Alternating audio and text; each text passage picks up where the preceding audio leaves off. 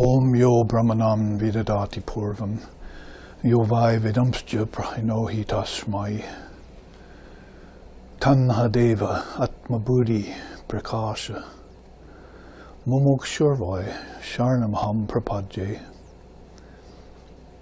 Om shantihi, shantihi, shantihi. That one indivisible, formless presence, out of which sprung the Divine Trinity at the beginning of a cosmic cycle, and who granted the Vedas with their Upanishads to Lord Brahma, who is an eternal bridge of immortality,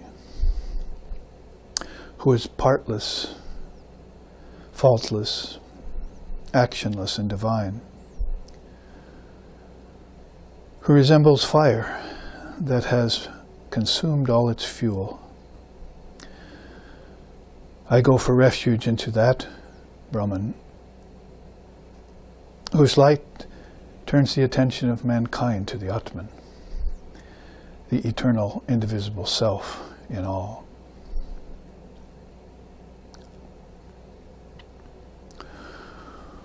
Om Sahana, Om Sahana Vavatu, Sahana Bhunaktu, Saha Viryaam Karavabhai, Tejasvi Navaditamastu Ma Vidveshavahai.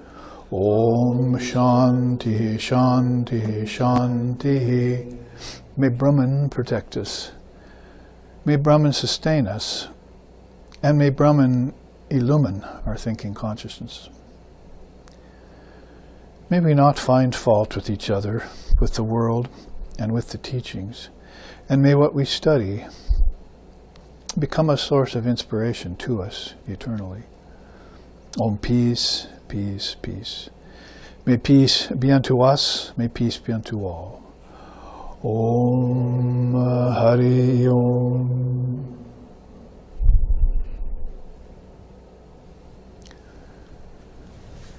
So we are gathering here today, the second day of my visit, in this rare visit during this pandemic we've been going through.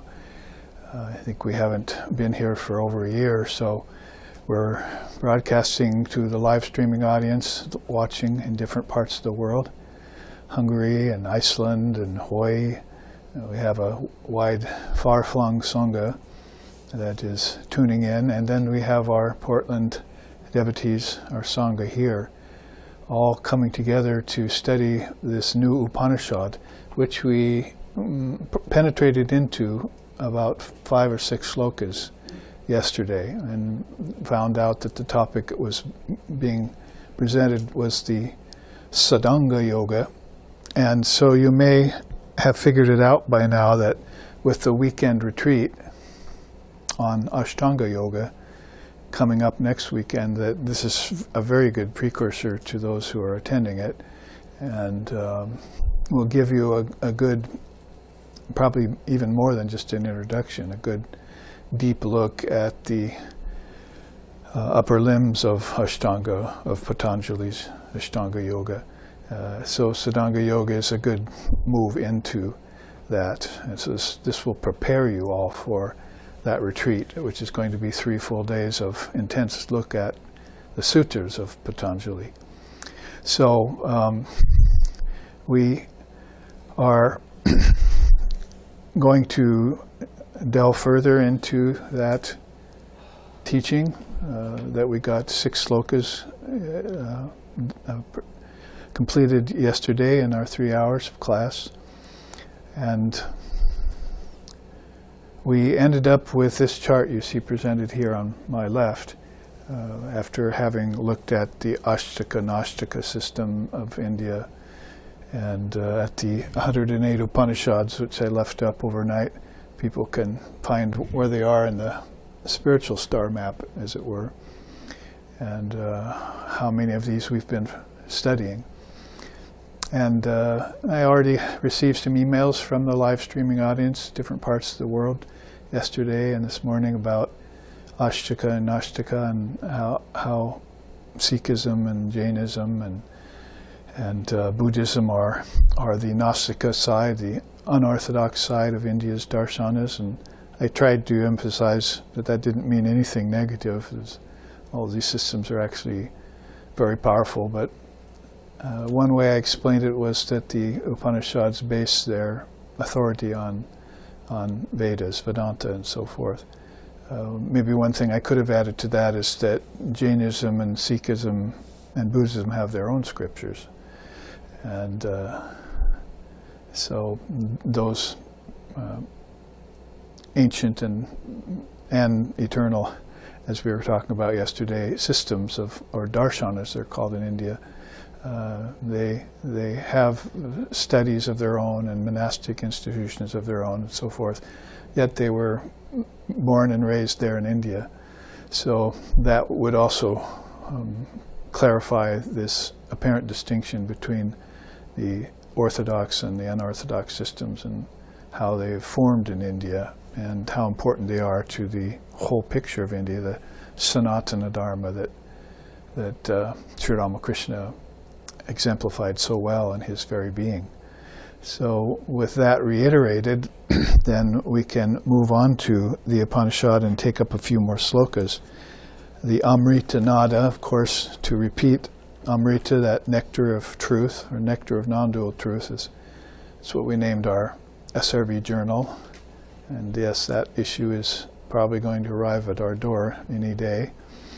And that's the 36th issue of this over some 20 or more years that we've been putting out a journal called Nectar of Non-Dual Truth that has representatives of all different religions writing for it, even more than just the orthodox systems and unorthodox systems of India, but Christianity and Judaism and Taoism and other religions. We've got good writers, so that's Amrita, the nectar of non-dual truth that runs through all the religious traditions of the world. So that word nada, though, is the sound of Brahman, and it's hiding in plain sight, as I was saying last night at satsang, somebody who asked about Vedanta being the underground river. It's that Brahman is hiding in plain sight is instanced, as one of these slokas also implied, by sound. And if you look at the order of the tattvas coming out of the mind, you'll see that hearing is first, and then feeling, and then seeing, and then after that, it follows the order of the elements too. Hearing would go with ether, and feeling would go with air, and fire then would go with sight. So all the sets of fives that come out, called tattvas or quintuplications, when they emerge from the mind and pass through different stages, you always find hearing to be first and ether to be the subtlest of all elements. So subtle that sometimes even our scientists overlook it. They think of, or if they think of ether, they think of only a physical ether. But there are 5 different kinds of ethers inside, and the physical ether is held by each one of those until you get to what's called Chidakasha, the ether of spirit, which isn't actually space at all. It's a transcendent, all-pervasive verity, and very much the only thing there would be this pure conscious awareness that they talk about, called Koivali or Samadhi, mentioned as moksha in this Upanishad yesterday. So each of these 5 sets of akashas have to be looked at, all under the heading of hearing. And the nadis that they represent, them rather, and sound as vibration passing through them, is being instanced everywhere, even right here with us when I speak, and that travels across the ether, the air as it were, and then strikes your eardrums, and that causes some sort of a reaction in you, hopefully. People, if you're really listening, let's put it that way, people nowadays don't tend to listen to things that aren't just practical and tactical, something that has to do just with the outer world only. But if you have these nadis open going inward, like say, as we meditated this morning for an hour, and as we sit here and listening to these words of a higher vibration, that we expose ourselves to help gain enlightenment, as was said in the first sloka here, having studied the shastras and reflected on them again and again, one comes to know Brahman. So maybe you could say, yes, know it by the intellect first, which is sometimes maybe given less emphasis because people are so quick to want to jump to get right to Brahman. You see. So they want to put books aside, and just because Sri Ramakrishna said, oh, book learning is kind of a lower thing, he was probably talking about the book learning of a Paravijja and not the book learning of scriptures. So that's a very essential thing, called Tarka here, really. So it's so important that it's one of the main limbs of Siddhanga. And you get to it by inference. You hear it, and then you infer the existence of something by hearing. It's one of the 6 proofs of truth in Vedanta, inference. And another one is by witnessing, sakshi. And so observing, you might say in that case, observing what happens to you when you hear something, and what kind of impression it makes upon your mind. At first, a rather common mind that isn't schooled yet to hear higher vibrations. It's just like maybe a hearing aid for an old person. You don't need one of those when you're young, so you're fine. But as worldliness sets in, called old age, then they have to tune in to certain things to hear them, hear different frequencies. They lose different frequencies. And so that, using as an analogy, you could say that people are going to have to try and find their original ear. You hear about the single eye called the Jnana Chakshu by Krishna, the eye of wisdom, or If Thine Eye Be Single by Jesus, or the Dharma Eye by Lord Buddha. It's a very important center there. And so if you're listening, you have a kind of single inner ear too, that gets tuned finer and finer till finally somebody speaks something to you and it makes you go into samadhi. There's one of those emails today I received. I'd sure like to be at that place you mentioned yesterday where somebody would say something to me and I would just go into samadhi like Sri Ramakrishna. So the slightest little intuition or mention of something spiritual would send him into samadhi. Sometimes even something just worldly, like the shooting of a gun. Oh, that's what my samadhi's like. If this person first shoots a gun, they're shocked, by it. And there's a couple moments of silence, and so he's using things out of the world, stories out of the world like that to explain his spiritual state. So when you first have that impression hit you of truth, the light of Brahman that I was just chanting about, it stuns you. That's called jada samadhi, a stunned state. We probably think that's what Jesus was in when he was sitting in the wilderness. Sometimes you see pictures of him sitting under a tree, and he looked inside of himself and saw the cosmic mind, and with all the sets of fives leading to them, as we would explain it in Vedanta. The quintuplication process followed it back in and got stunned by the light of Brahman, and so just could do nothing but sit there. Doesn't it sound like someone else we've heard of? Only his sit was 49 days under the bo tree. So Lord Buddha.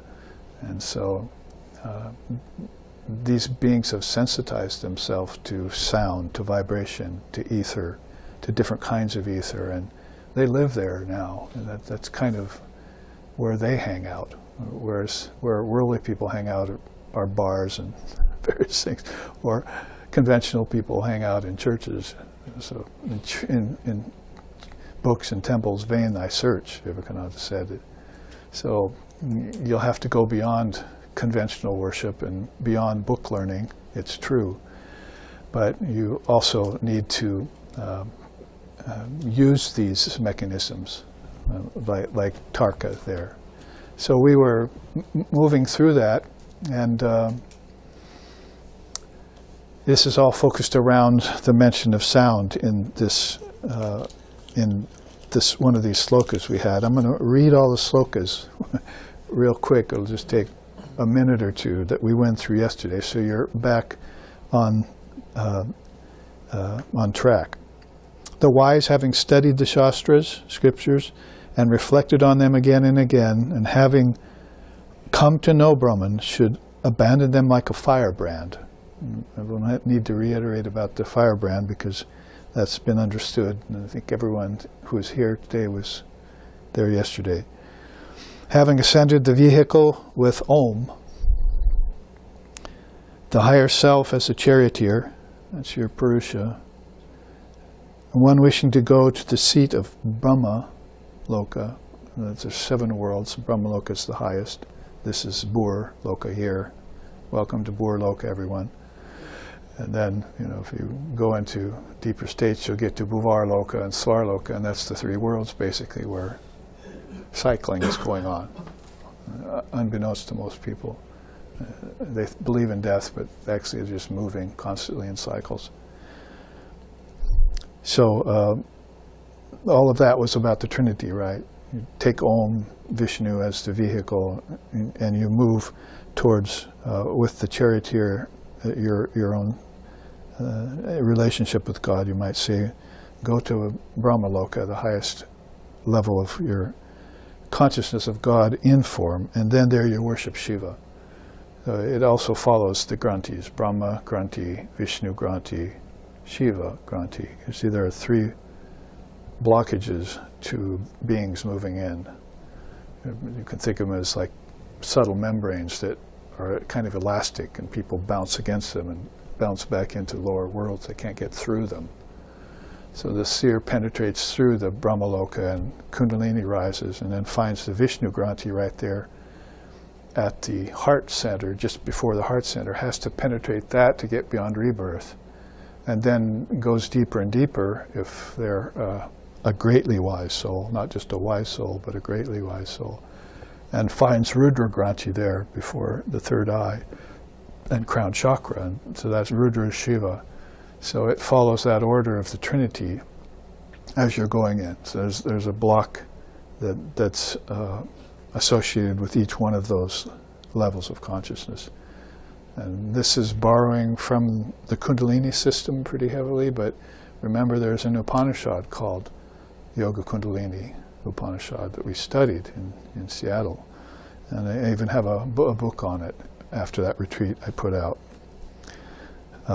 So that sloka 2 and 3 needs explanation every time you hear it.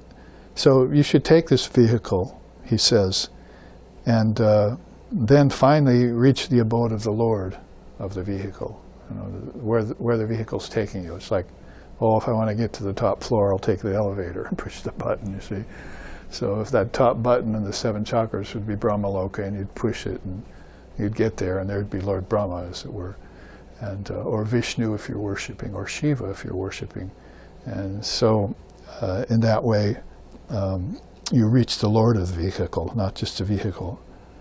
Having given up Matra, Linga, and Pada, after knowing them, it all has to do with words, letters, particles of letters. I'll show you a particle in a little while, what that's like.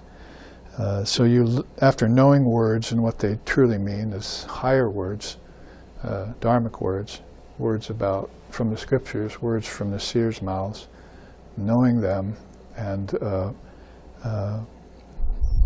taking refuge in them and knowing them, then one should attain a subtler seat, free of vowels and consonants. So it's beyond sound as words. And by the means of the letter M, without the shvara, accent that. So if you We'll get into that in a minute with one of these charts. If you breathe in, sometimes they interpret that as, you're taking everything back inside yourself, and you hold it, you're sustaining it, and when you breathe out, you're doing away with it.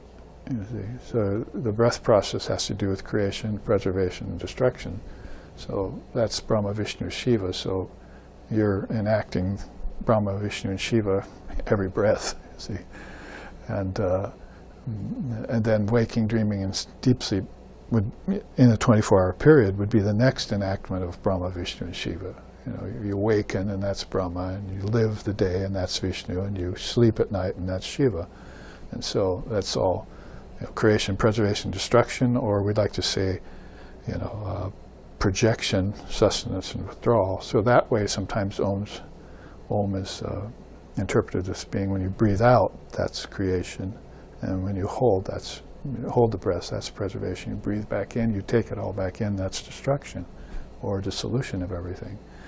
So Om is, two-sided like that. It can be interpreted in different ways. But an important thing is to connect it to things like your breathing and the Trinity and so forth, Mother, Father, and Guru. We looked at that with the Om, Bijam Om, yesterday when we saw that chart of all the triputis, three symbols that go with AUM. I'm sorry, I just can't read something without explaining it. I was going to read this, just read it down for you, but just to reinforce your understanding of it. Then sloka 4, take M, dissolve everything, because you're going to get to Shvara next, the fourth state, Turiya. And then that would be Samadhi. Sloka 5, now they start this. That is called pratyahara, when one can merely think of the objects of the senses, and such as sound. So there's where I started out the class today. Sound is the first thing they would think about. That's why later on say, and Krishna says it in the Gita, give up sounds. Shankara says it in the Vivekchudamani, give up sounds. Sounds that are distracting and so forth. Just listen to that one sound and then find the source of that, and you'll find M dissolving all of that into silence, and there's no sound anymore. And there's peace, and there's Brahman. So you follow the senses, you follow the words of the scriptures, of the seers, inward, and it's the natural result of that is silence, peace, like deep sleep is the end of waking and dreaming. It's just all meat. It's just all a natural course of things. You can look at it as a practice, or I have to go do that, but you should probably just acknowledge it as going on all the time, you see, inside of myself. I'm the vehicle for finding the Trinity, for finding Om. That's the self. So that's called pratyahara again. One can merely think of the 5 objects of the senses, such as sound, and control the very unsteady mind by the reins of Atman.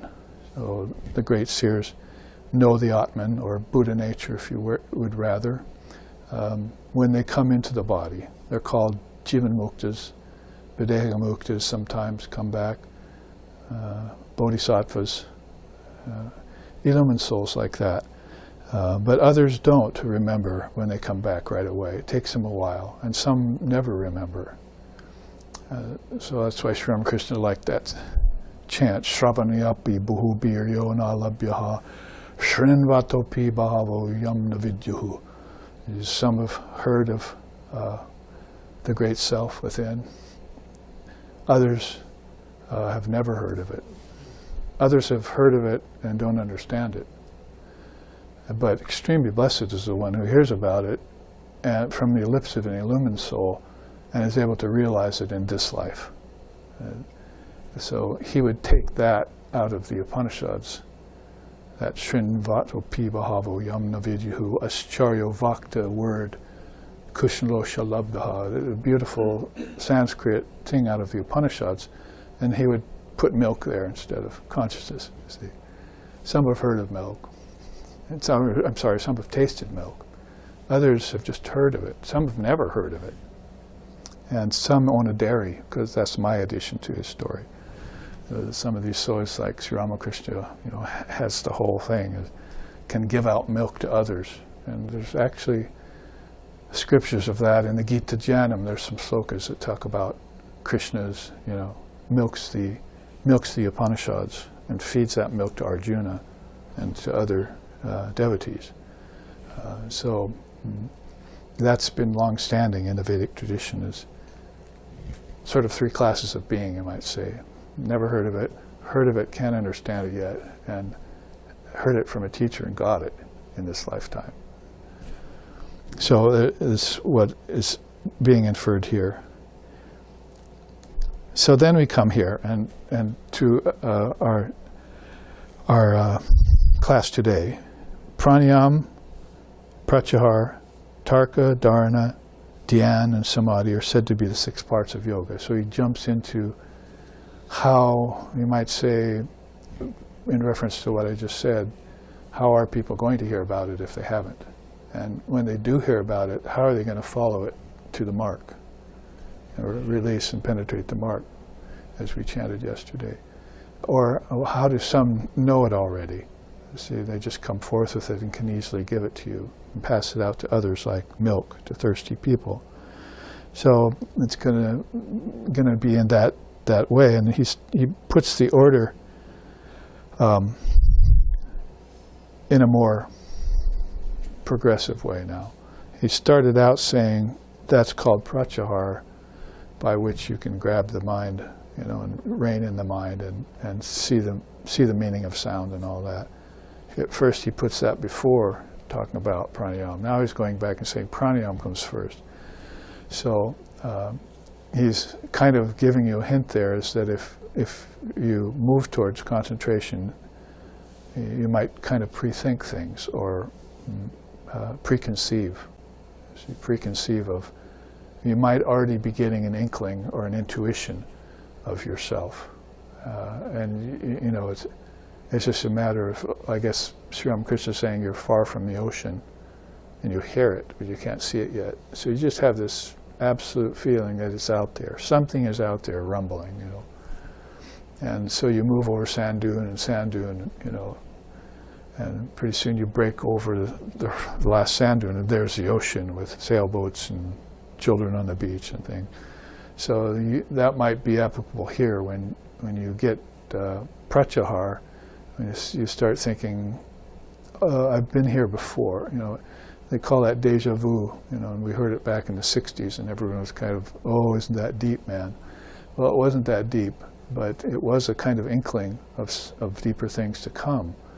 So I've been here before. Back then was thought about as, "Wow, isn't that neat?"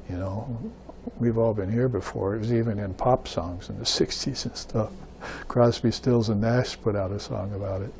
Deja Vu, it was called. So basically everyone was thinking about it back then, but what they weren't thinking about is, I've been here before, that's not a good thing.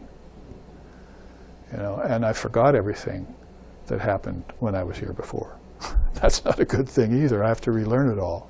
It's called school nowadays, Western education, So, Vedantists and Buddhists, we're not really down with that. We already know everything. Everyone knows everything. But they've forgot what they've known, that's all. In the case of the seers, they always remember what they've known. They pay it forward into the next life. And yes, the curtain of Maya is thick, and it's hard to remember it with upbringing like we've had here without the Dharma, and no instructions in meditation, and no guru. Thank God Swami Sheshananda came, right up there, a few blocks away, and I was born in 1950 across the river there. And so there was a guru nearby I found my way to, but it took me 20 years. So I had to be raised and pay your debt to society, But then once you've done that, you should renounce the world. It doesn't matter if you're a monk or a householder, you should renounce the world. Sri Ramakrishna said, it's not real.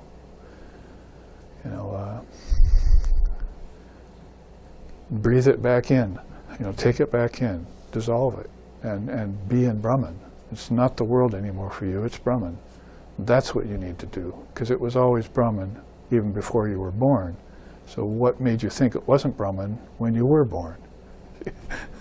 Well, a lot of things, like I say, get a piece of paper, number to 1 to 100, and I'll start listing for you in 2 columns each page, all the things that keep you from remembering that you're you, and that you're the only reality. The self is all in all. None else exists, and thou art that, as Vivekananda put it. So when you get a soul like that coming over from a foreign country and telling you that, it shocks you and surprises you. And some of it, makes you fear. And some of it causes you to feel some kind of elation. How Gaudapada puts it, because we read from his Karika yesterday.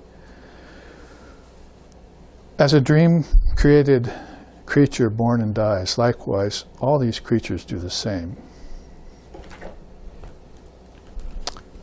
In the waking state, one comes upon objects and wrongly considers them to be real. Similarly, in dream, one misinterprets them as being real. Out of compassion, the wise show the doctrine of origination only for those who contend that things exist due to believing in prevailing etiquette of the time, like conventions, like I was just talking about, what you're raised with, enforces that what you're doing, you're living in a real world and you're a real body and so forth. And that's all firebrand stuff. See? And they believe in this prevailing etiquette of the time because they fear the doctrine of non-origination. They fear it. Emptiness, formlessness. And Buddhists calls it emptiness, and everyone goes, oh, I don't think that sounds like very much fun, you see. Or we call it formless. You see, well, what can be so appealing about that, you see?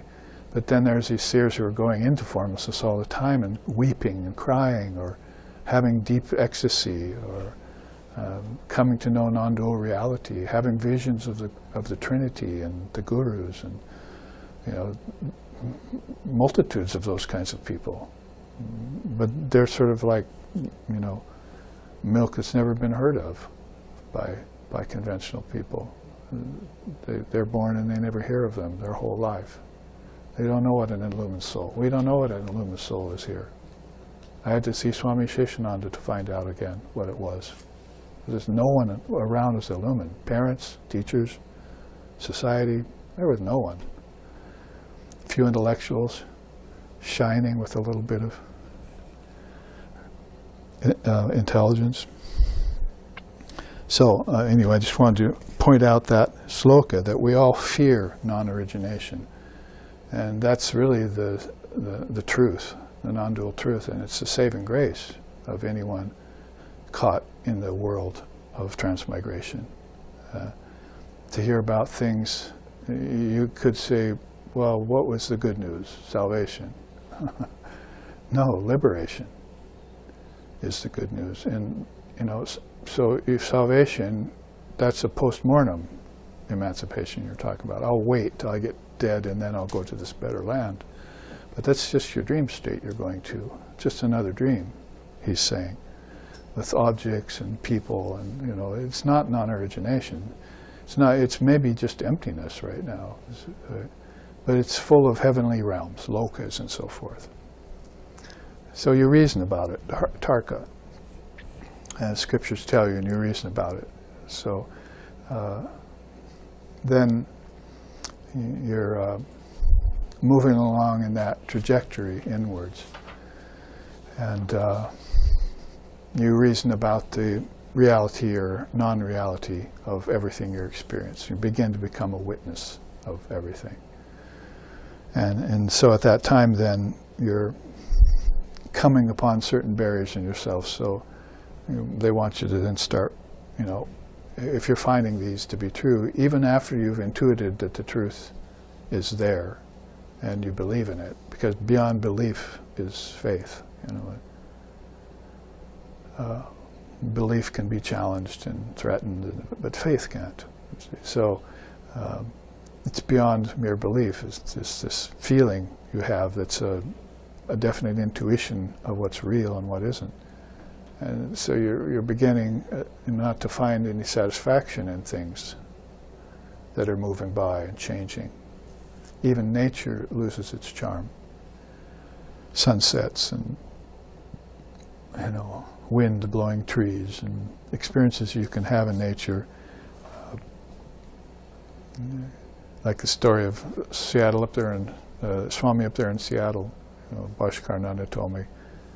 They gave him a beautiful room when he went up to Victoria with a hotel overlooking the whole Puget Sound from his room. He walked into the room, said, "Close the curtains, please." So there's a man who was done with nature, done with form, name and form. It couldn't hypnotize him anymore. There was nothing there. It was firebrand stuff. And he had everything he wanted inside. In fact, he said so. Students, don't you want to see the view? No, I have a much better view inside of me. So if you see the essence of nature, then that's thrilling. This is nothing to compare out here. And you'll find that out after you live a while. It didn't fulfill you. It was like eating cotton candy for dinner. See? No nutrition, no stuff to it, no fulfillment, maybe even some acidic reaction later on to it, called suffering. So anyway, when you're having that experience of precognitive awareness impeded by something, then that something is your prana. So I'll go on to the next, I'll jump ahead for a second. Through pranayama, you can burn these gross stains. Through pratyahara, you'll destroy limiting associations and conditionings, like with your ancestors and people, social relations. The Buddhists call that, the nidanas, 12 links to rebirth in a chain that brings you back. And the overall word for it basically is conditionings. Your mind has been conditioned by firebrand things, and for lifetimes until you don't know any better. You're like an ox that's been tethered to the wagon, and you go to the marketplace each day and back, and you're carrying a load of sweets, on the wagon, but you can't taste them.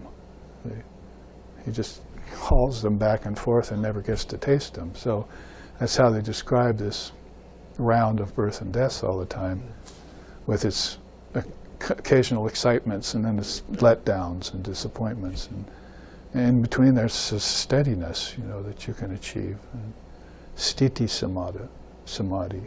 And jhana samadhi shocked you, but sthiti samadhi makes you steady then. So through pranayama, you can burn the gross stains. Through pratyahara, you can attenuate the conditionings.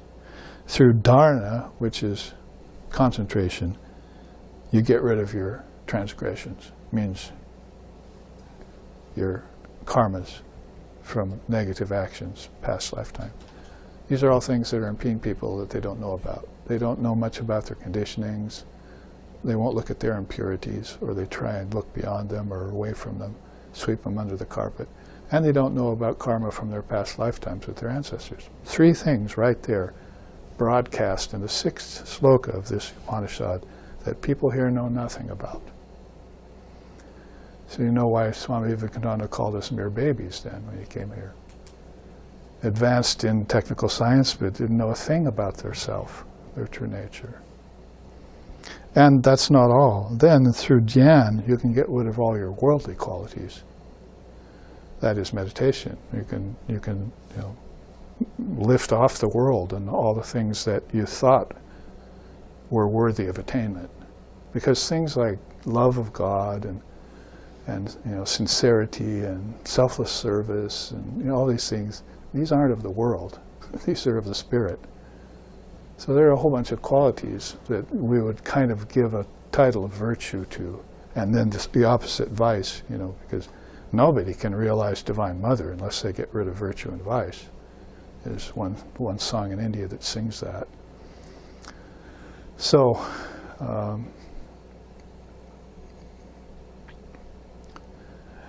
then you'll have to make a distinction through meditation between what's worthy of obtaining and keeping and what's not. And I could read you in Gaudapada's commentary here. He calls it the province of the enlightened. So the souls that get to the province of this land of enlightenment inside, then they have seen, what there is. They've seen what to take from it and what to reject. And they've seen it, after they take something, how to possess it fully. So there's like 3 or 4 levels. That's a samadhi. That's Advaita Vedanta samadhi that he's describing. Laukika Gyan, he calls it. What kind of knowledge you acquire to be able to accept and reject accordingly. In any given time, situation, and in any given lifetime, until you finally get the point that you're born with it. And you don't need to seek it anymore. It was always yours. Like, say, the musk deer running around in the forest, looking for that scent on the wind, you see. Oh, that's beautiful. I got to find that. And it runs everywhere. Finally, you know where musk is, right? It's in the deer's navel. It's like ambergris in the whale.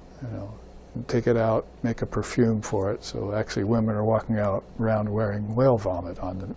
And when they put on a perfume, or men with a cologne, you see. It's the same with musk of the deer. When you burn musk incense, that came from the navel of a deer. So what Sri Ramakrishna is saying is that you're running around all the time looking for that scent, which is really your true self. But you're looking for it every place other than where it is. So that's something that you're going to have to learn, accept and reject, you see. And so this whole thing, pranayama, pratyahara, tarka, concentration, meditation, and samadhi, is one stream. Ashtanga Yoga, it's the 6th limb of the highest knowers of Brahman. If they come back to earth, they'll remember Sadhanga Yoga. See, if they come back to earth and they've forgotten everything, they'll remember Ashtanga Yoga, because they'll have to do the yamas and yamas again. Am I really nonviolent? Do I really love the truth? And will I adhere to it? Am I jealous of others' possessions and joys, or am I non-covetous of them? Am I free from sense objects and desire for sensual things? Am I pure, saucha? Santosha? Am I content? Do I like austerity, tapas? Do I study the scriptures, swadhyaya? Do I love God, Ishvara Pranidhana? You'll have to go through all the yogas, the yamas and niyamas, the first 2 limbs, you see. 5 yamas and 5 niyamas. And remember them. Oh yes, now I'm back on track. So if you can remember all those, if you can sit like this in one posture for a long time without shifting, and if you can breathe, it's just all simple. That's early. That's Yoga 101. And after that, then you've got something precious, you see. I mean, this Yoga 101, you should have never abandoned that. You should have never abandoned this position for a chair, for instance, or a couch, you see, or a bunch of furniture in your house. This is the way you sit. I teach children in kindergarten. They're slumping. I say, we in my tradition, we associate slumping with ignorance. And boy, you should see how quick they sit up. Because nobody wants to be ignorant, not even kids. Well, I'm not ignorant. What is ignorance, by the way? I don't know. But I'm not that, you see. So that's just basic stuff. I mean, I slumped when I was younger, and my dad was telling me, sit up straight, So I finally found a way that I could believe in sitting up straight when I heard about yoga. And then I got the habit of it, and then slumping was hard, horrible to slump. You cut off all the energy to everything physically and And you didn't know it, but with the prana too, you cut off all the energy of the prana flowing to your senses. You couldn't see right, you couldn't hear right. Right means naturally, you know. You couldn't sit in class and listen to anyone and get the implication of what they're saying.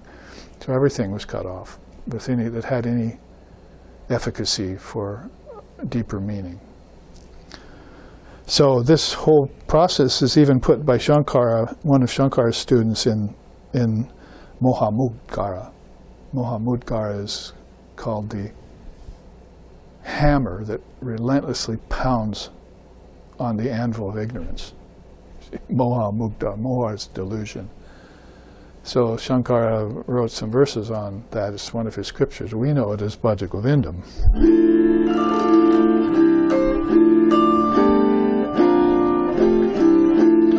Pranayamam pracyaharam nicha nicha viveka vicharam japya sameta samadhi vidanam kurvam bhadanam mahadavadanam bhaja govindam bhaja govindam mudamate samprapte sanihite kale ahinahi rakshati dukren karane.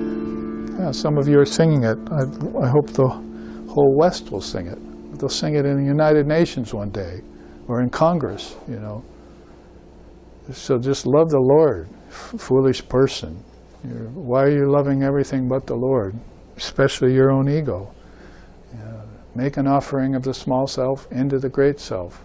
So you heard all the words. Pranayamam, pratyaharam, nicha nicha, viveka vicharam, and samadhi vidanam, and mahadavadanam. Oh, that's 5 of these in one verse. Pranayam, in the Sanskrit pranayamam, but it's pranayam, and pratyaharam, to withdraw from the senses from objects. Nicha viveka vicharam, that'd be tarka, wouldn't it? You're discriminating between the real and the unreal. And then japya, that's of course a recitation of the Lord's name, Ishvara Pranidhana. And then samadhi is there. And then mahadavadanam. Dhanam is concentration, see. So, and meditation. So they're all there in that one verse. Almost all of them are there in that one verse in Shankara's Bhaja Govindam. All around this love of the Lord, as you want to put it in devotional terms. So we looked at part of that. This is further commentation on this chart that I created new for us to look at. But let's look at the parts we didn't cover yet. There it is at the top, though. Control of the breath, contemplation of the Vedas. So that's pranayama and tarka, right? Subjugation of the senses, that's pratyahara. Concentration on reality after detaching from the unreal, that's a combination of dharana and tarka and pratyaharam. Meditation upon the Atman is, of course, dhyan. And samadhi, of merging into Brahman. By the time you get to samadhi, then you don't dislike non-origination anymore. You don't fear it, because Brahman is all there is. What you fear is the world behind you, catching back up and biting you in the posterior. By that time, you see, a person starts off the path, they fear formlessness, and they fear everything that's coming, the unknown, you know, but they'll cling to the world. But as soon as that distinction happens, all of a sudden they're letting go of the world and they're leaning more towards Brahman. So the whole thing just flip-flops. You turn Maya back on its own ear, and you get free, because you bought into Maya, the unreal, and considered it to be the real. Nicha, viveka, vicharam, as we just sang. So says the Amrita Nada Upanishad, and its line of rishis. As rishis, put these out, and they were family lines. The grandsire gained realization, passed it on to his sons and daughters. There are some very powerful women rishis that could, some of them even known for being to debate the men rishis and bring in certain facets of things that the men didn't think of. So, like Lopamudra, for instance, and Gargi and Maitreyi. I mean, the wife of Yajnavalkya and the wife of Vashishta. These are powerful women rishis, so they gave birth, these couples, to these children and taught them right away these teachings. They never had any problem with the world, other than birth, growth, disease, old age, decay, and death. Buddha says the 6 transformations, everyone has to go through that. Even the avatar has to suffer that. And sometimes suffer it in a huge way for the sake of others. So in that way then, you've got these rishis speaking to us from the ancient times about something that's eternal. As I was saying yesterday. To finish this chart, then let's look at this quote at the bottom. At the 6th limb, that's samadhi, where there is neither the non-existent nor the existent, neither the I nor the not I, and where analytic thought has dissolved, there one stays alone, totally fearless, in non-duality, beyond mental impressions, liberated in life, devoid of all imaginations. Though non-extinguished yet extinguished, the soul remains poised there like a painted flame. They had a turn of mind towards artistic expression, poetic. That's what's beautiful about the Upanishads. They have that highest truth mingled in with this way of expressing it that's very endearing, very attracting. If you have an artistic, refined artistic side to you, too. But, I mean, each one of these little sets of matrikas here, these words, these varnas, alphabets and letters, impregnated with mother wisdom, though non-extinguished yet extinguished. Like, what did I just chant to start out the class? You know, like a Brahman exists there, like a fire that's consumed all its fuel. So that's you, right? So no more waving the firebrand, no more taking in pleasures that just bring pain later. And all of that non-discrimination, you know, it's all gone away. And so now you're not extinguished, but everything else is extinguished. You're the only thing left because that's the only thing that exists. The self is all in all, and thou art that. None else exists. And there's where supreme contentment is. There's where eternal peace is. There's where ecstatic bliss is. And there's where non-dual truth is. And there's where Brahman is. Found it. Where? Musk deer? Firebrand? No. You quit running, you quit waving, and you got stunned, and then you got steady, and then it was just a matter of the pot turning for a while, already perfected, like Swamiji, you know, Narendranath, Lord of Men. I'm sleeping next to him upstairs every night. I've got my pile of charts there that I'm sorting through, right? And he's on top with Mother Kali behind him. So I was wondering why I couldn't get any sleep. I looked over there and, you know, there's that beautiful image of Mother Kali and Swamiji in front of her, bright red and blacks, you know. So, yeah, you wouldn't be able to sleep. And he wouldn't let you sleep either. So this is the Sadhanga, Vedanta Sadhanga Yoga. We've reached Sloka 6, and looked at it, and it'll be a good precursor to the yoga retreat this weekend, as I'm saying, to get us deep into it. So then he follows up with that sloka. Just as the impurities of mountain minerals are burnt away by the fire blower, so the stains committed by the organs are burned away by awakening and animating the prana. So now he goes back to start telling you about limb 1, leading to 6. So this is where they say in the Upanishads that if you have the prana under your control, then we don't need to worry about you. Your dish is cooked, your fish is fried. We can go on and help others. But if you have spikes or valleys, or spikes and valleys, a lot of them, that's erratic prana. So you're not steady. Your mind's not steady. You don't know where to put your limbs in meditation or in sleep, and you don't know how to breathe yet. If you know how to breathe, you can get your peace of mind back like that. You can forget all these stains of the organs.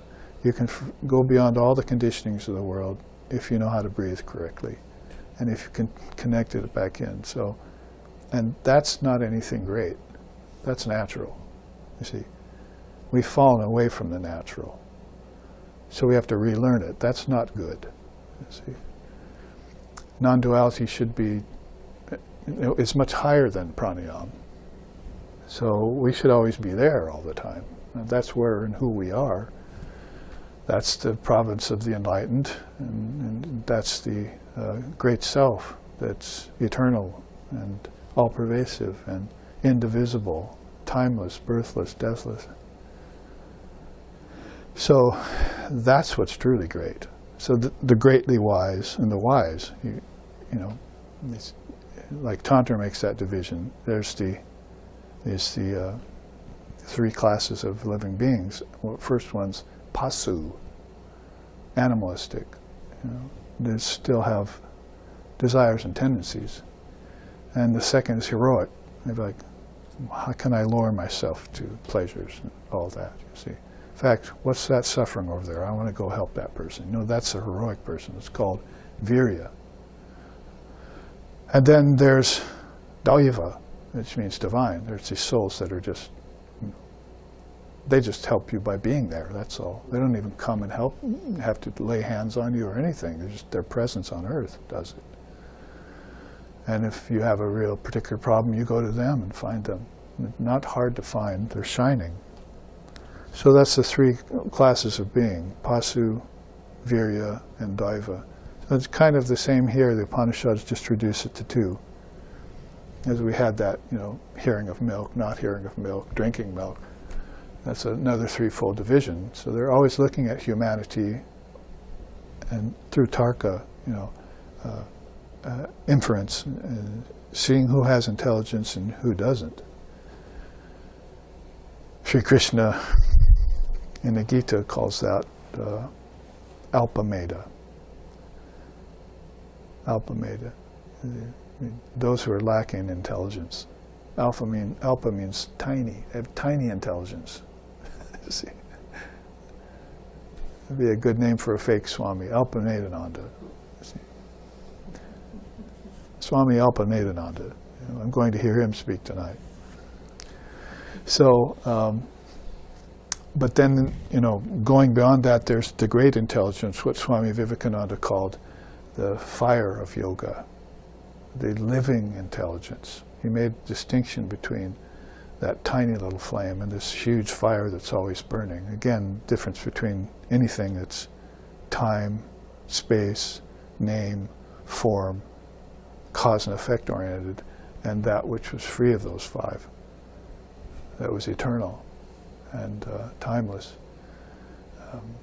And the best way to do that is to be the witness of those. You're looking outward and you're looking inward both. That's called Vishnu Yoga, if you're looking out. And it's called Shiva Yoga if you're looking in. But there's some souls that can do both at the same time. That is, they know their self and they live in themselves, but they can look out in the world without being affected by anything that's going on, including famines and feasts and diseases and viruses and wars. Somebody wrote me yesterday, why all the war in the Gita?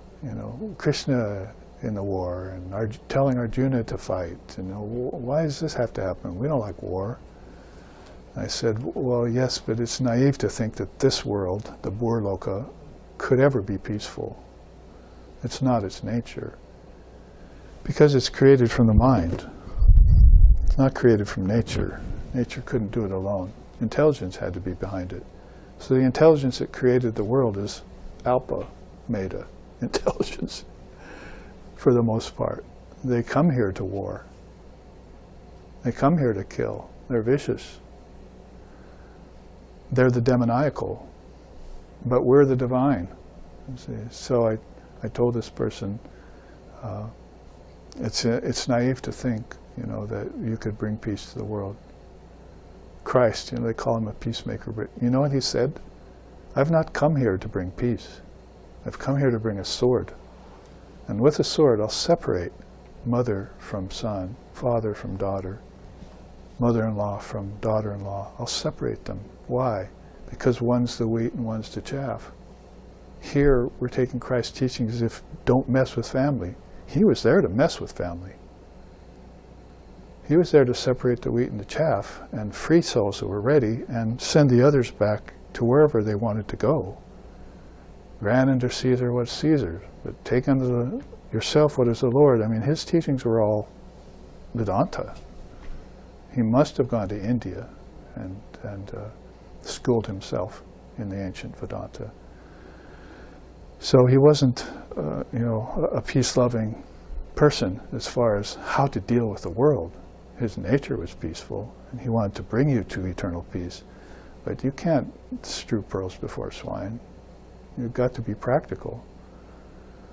So Krishna was doing that with Arjuna. He's saying, go fight.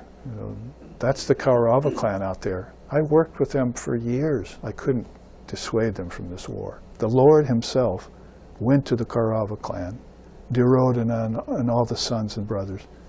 Please don't fight.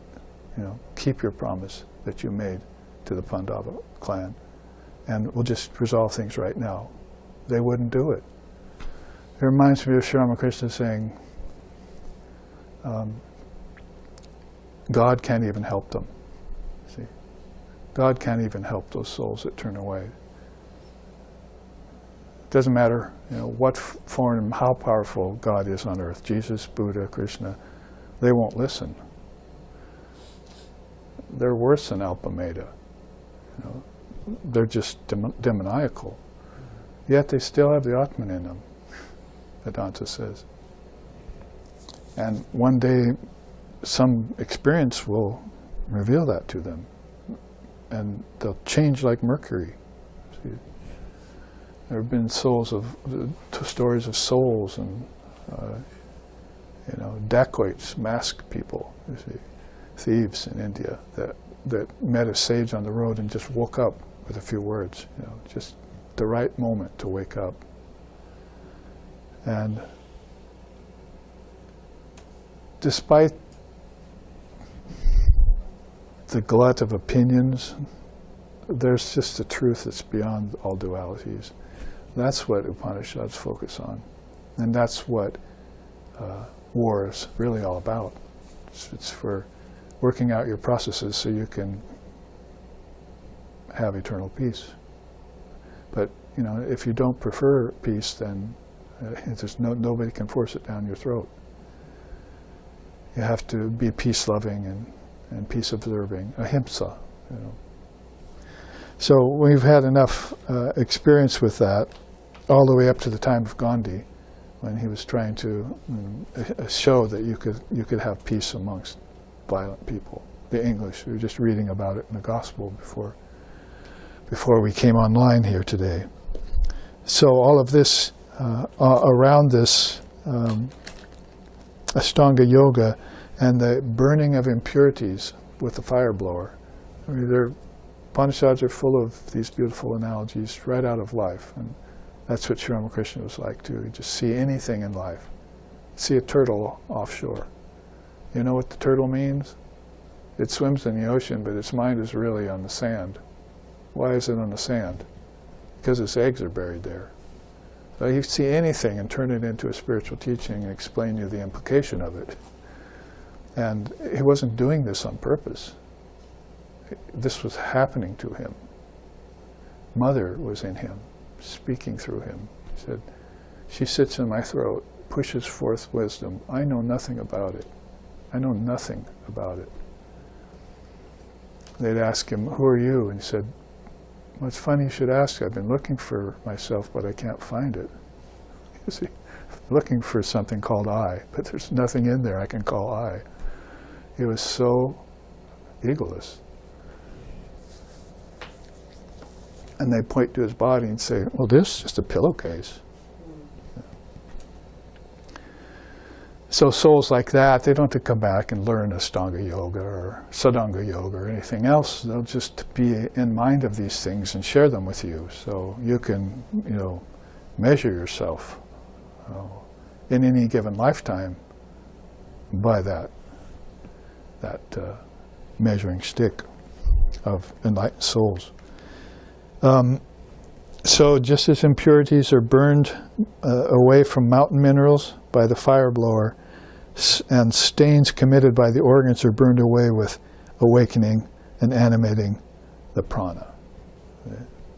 So there might be a way of teaching this that says, just take your mind off of the weeds and put them on the flowers. It's like just water the flowers and just forget the weeds. Because if you pull them, you get obsessed with them, more come.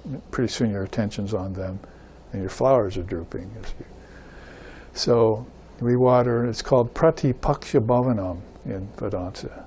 And it sends up red flags for therapists, but they just don't understand the depths of it, because they still think the world and problems are real.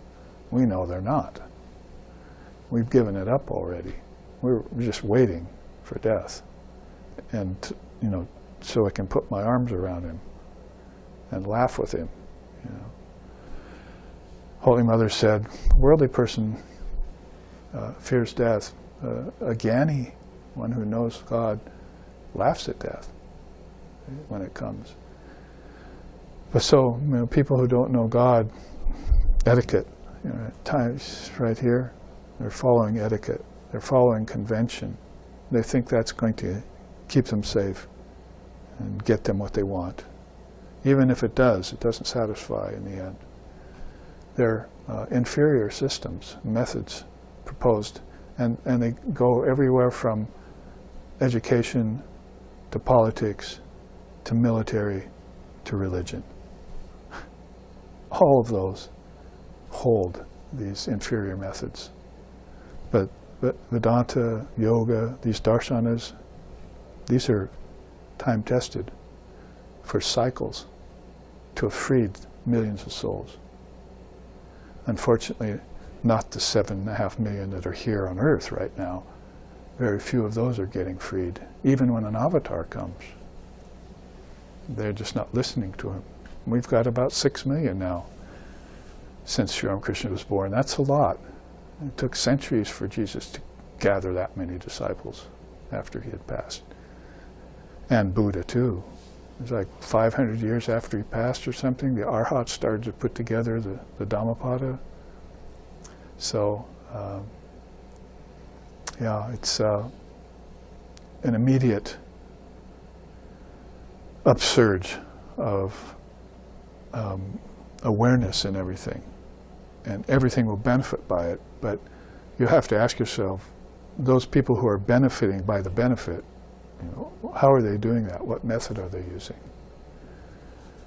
Is it still, does science still have integrity? Is the lawyer, still honest to the code? Is the doctor still wanting to heal instead of make money? What's the time reflecting? What convention is going on right now? And how are people operating in the limits of that convention? And then who's really free and how are they acting? How do they feel? If you go to them and they're living in non-origination and you don't understand that nothing's ever created or destroyed yet, then it's going to be a long time for you to understand this. The West is a thoroughly materialistic country. Even their religion is materialistic.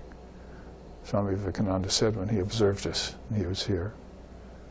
So it's going to take a long time for them to understand spirituality. This is a direct quote from him. So hopefully some of us can hop too and prove him wrong. At least a few percentile. 5 million isn't that many people. In 7 billion, 7.5 billion or so.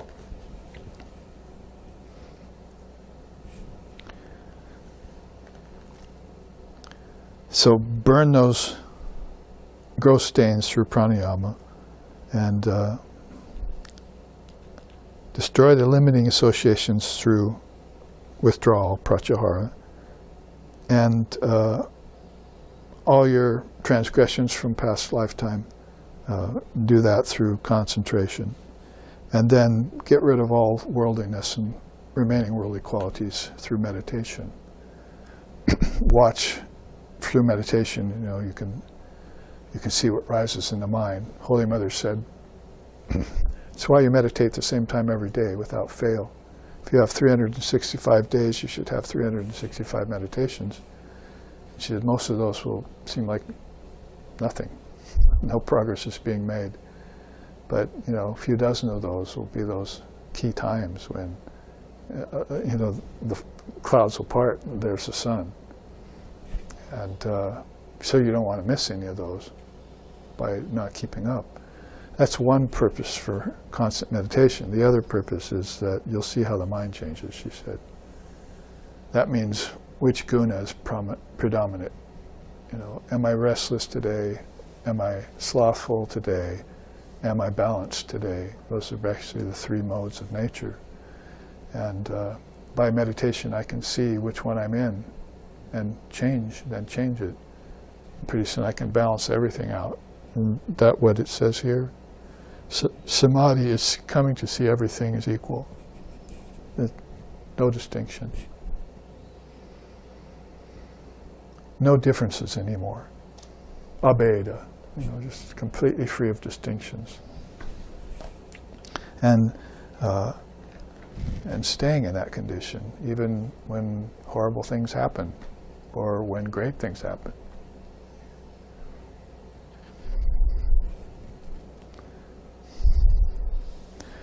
If you want to talk about it in the remaining time in terms of prana, then we could take a quick look at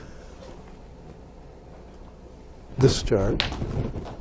I have, because Swami Vivekananda said that we don't yet know about prana and we don't know about tanmatras, so I created a bunch of charts on prana, and then I created a new chart. I don't know if you were at the seminar recently on prana and psychic prana and the tanmatras that go with it. And I think I put up a God blog on our site. It was titled, Think Small. We know what people who are thinking big are thinking about. Explosions and bombs and that's the big thoughts. Scientific discoveries, black holes. But if you think small, then you're thinking back to the source of things. The tinier, the better. And if you go beyond atoms to subatomic particles and neutrons and quarks and so forth, and you go back to where there's nothing, then that's where you leave physical ether and you get into the next ether, the ether of prana. That's where your ancestors are, where they went. Their bodies don't consist of flesh and bone anymore, but of thought. Not very high thought either, we must say, in most cases. So everything has gotten so small that it left the realm of physics, and now it's into, you might say, a metaphysical kind of area. And that's all because of tanmatras. And Vivekananda came here and said, they don't understand prana or tanmatras yet. That's not in their cosmology. In fact, America doesn't really have a cosmology. That's why we're having to borrow it from other countries. So anything that takes you beyond the physical, then the first thing you would counter would be tiny particles of thought that turn into matter later. But one of the advantages of that is you know that all of this this is the effect of a cause. And the cause is back inside of you, not out in space like a black hole. If you're going in the wrong direction, you have to go where it vibrates less.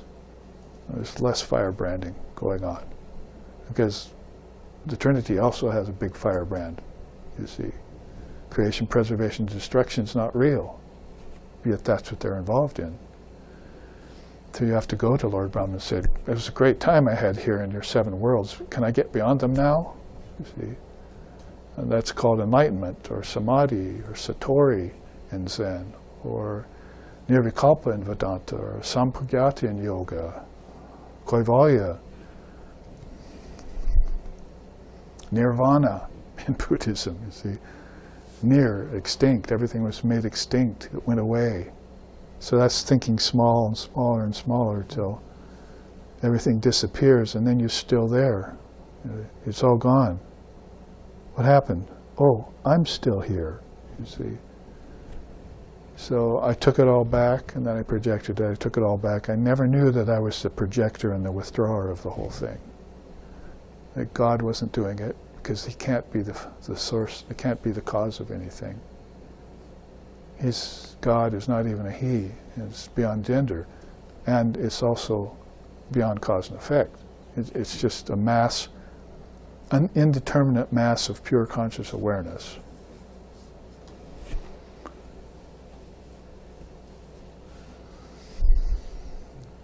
And that's jumping way deep inside. You're still having to go through smaller and smaller particles in the mind. You're going to have to get beyond tanmatras to prana, and you're going to have to get beyond prana to psychic prana. Then you're going to have to get beyond that into intelligence, intellect, and then into the word, and witness in the word. And then finally, you know, in the beginning was the word was with God, the word was God. Now you're starting to, you get to the level of the primal cause, or the causeless cause. So that's all dissolving the mind stream, we call that. If you meditate it, you take all the 5s back into the other 5s. 5 elements into 5 senses, those 10 into subtle senses, and those 15 back into the mind and intellect and so forth. Then you're just calling it all back consciously. So if you meditate that, they think, now you'll see who's doing it. You see. Because you can be using tarka and you can be analyzing it, but the presence of the analyzer is not clear to you. You know, somehow the self just evades everything. Self is sort of like Divine Mother. She's just so hard to find, hiding in plain sight. So you're going to have some very inscrutable thing happen to your the refinement of your intelligent processes. You know, after all of this work is done, to all of a sudden have this open and see, to truly see again. So they describe that as dissolving everything back. Think small, think smaller, think smaller, think smaller. And so then if you wanted to start at pranayama, you know, because you have some spikes or some valleys, I'm kind of depressed today. The American monk said that to my Swami one day. He says, Swami, I'm kind of depressed today. And Swami said, get over it. That's the Vedantic approach, you know. What, you're a monk? You're admitting to depression? What happened? You see? And you're saying that in front of my students who haven't gotten over depression yet? They have things to be depressed about, like their children going wrong. because there were people at that time in the audience who were having problems with drugs and kids and stuff. So, so you kind of own up, to a higher level of self, and don't lose ground. You gain ground and keep it. You never lose ground if you can at all help it at all. So in that way, then even out those spikes. If it's evened out in the prana, it'll even out in the mind later. It shouldn't have had to be that way. I have to keep reiterating that. It should have been even mind when you first came in, because your prana would have been fine your whole life. You never would have been sick. You never would have had premature death or disease, because it's your body and you can do what you want with it. It's your energy, you can do what you want with it. But people are disengaged and dispossessed of everything that's rightfully their own. And nobody's is encouraging them to get it back by following conventions and so forth. That's why these Upanishads are eternal. They have eternal truth in them, because no matter what happens in the phenomena of time, no matter what aberrations come into the world, like Kali Yuga, they still point you back to the original truth. It never changes at all. That's why it's timeless. It doesn't matter what the conditions of the world are in any given Mahayuga, and how small and mean people's intelligence have become. All you have to do is look back there and get it back just like that. Just like that. Just like that can mean one lifetime. But for some people it's like, a few months, a couple years. Just poise yourself in the right position and it all comes flooding back.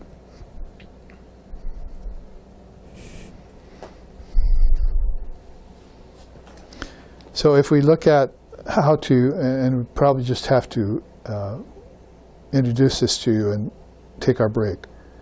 But if you look at prana, the way I wanted to teach how to even out your pranayama, other than just watching your breath, breathing, connecting it to the three mantras of Om, these things I've all been sharing with you out of the scriptures and so forth, is just to water the flowers. Look away from the weeds and don't take them into account anymore. Don't give them any energy to grow in you. So that's what this chart is all about. You can see that there are 5 pranas, just like everything else. There's five senses, five kinds of sense objects. There are 5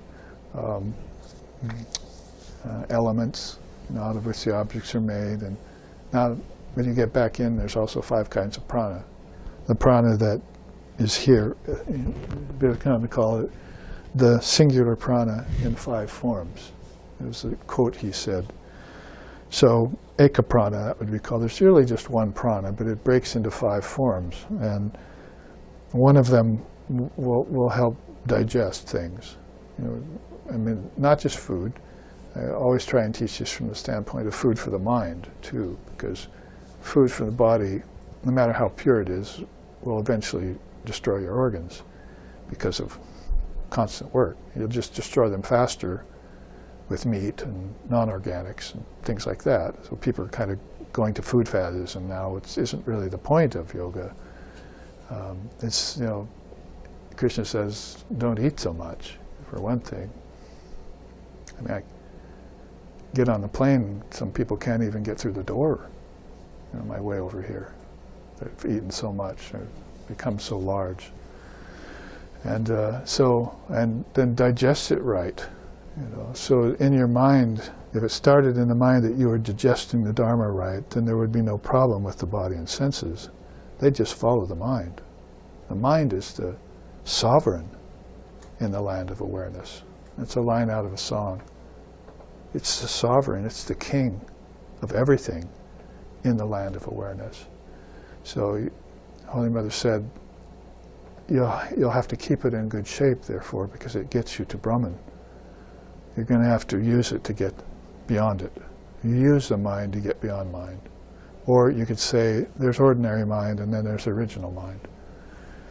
So if you get back to original mind, you've done this process of involution, we call it, by sets of 5. So if you want to, we've gone through this a lot. I put out a book about it there in the Contemplation process, it's called. It's on the shelf. And how this sets of 5s is just one of India's ancient gifts that we've totally forgotten about. We're going around 5ing everything. Even high 5s are happening, but nobody knows what it is. What's the symbology of 5?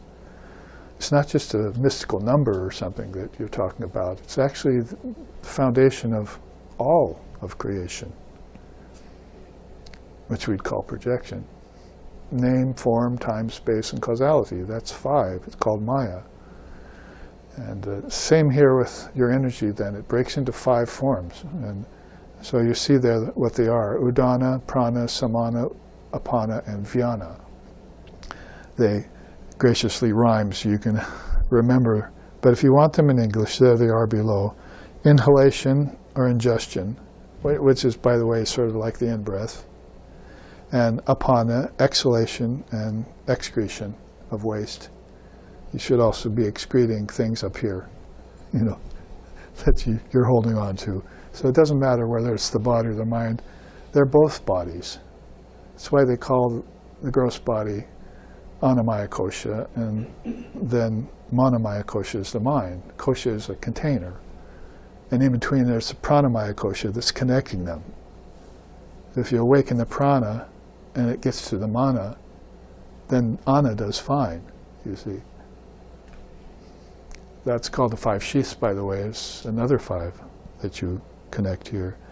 And then there's samana, digestion and distribution. Udana, upward rising prana. If the yoginis can get a hold of that, that's what I'm trying to teach here today when I bring up this teaching in the Upanishad about pranayama. That is called pranayama when one repeats the Gayatri with a prolonged breath 3 times with its vyahritis and its pranava before it, along with the shiras, that's the mind, joining after it. So that's called pranayama if you want the definition for it. So you're to put it simply, you're breathing in, holding, breathing out 3 times. And that's one pranayama, and you're keeping the Gayatri in mind when you do it, according to, the Gayatri. I mean,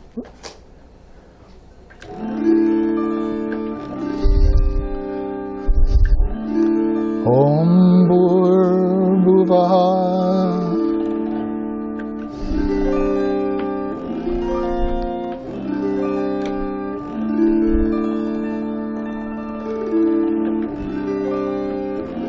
Tatsaviturvarenyam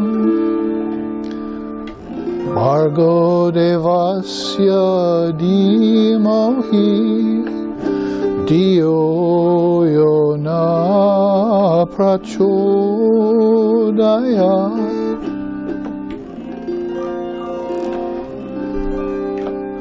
So Om Bhur Bhuva Swaha, the 3 worlds, basically. Tat Savitur Varenyam Bhargo Devasya Dhimohi Diyo Yona Prachodayat. So this is what you're keeping in mind as you do your pranayama. Your breathe in, your held breath, and your out breath. And so this Upanishad wants you to know that that's called a pranayama when you, it's called one pranayama, when you repeat the Gayatri with this elongated breath 3 times. So there's 3 parts to your breath, you're doing it 3 times. And you have to keep the mind aware of what you're doing. Siras is called. And all the particles have to be understood. The pranava and the vyahritis. Vyahritri means connections to things. So if you do one pranayama correctly, it's very involved. And the kind of pranayama that's being taught you today is just pretty basic. Kind of to help you, get your balance of mind back.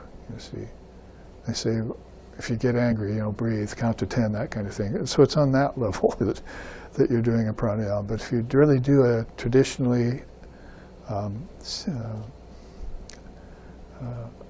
acclaimed pranayama, that's how you would do it. And so to do one, you'd become aware of these 5 pranas acting in you. You become acutely aware of their functions, and